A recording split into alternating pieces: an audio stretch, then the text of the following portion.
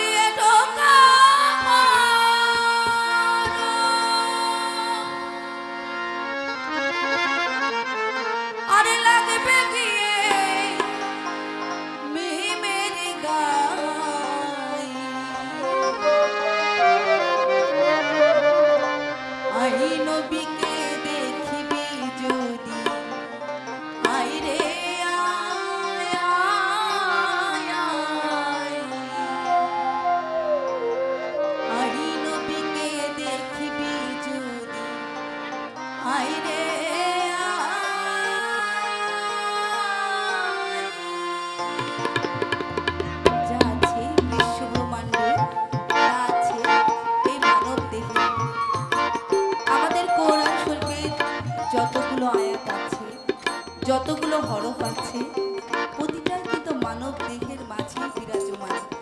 শুধু আমাদের চিনতে হবে, গুরুর কাছে গেলে, গুরু একজন শিক্ষক, তার কাছে গেলে আপনাকে সুন্দর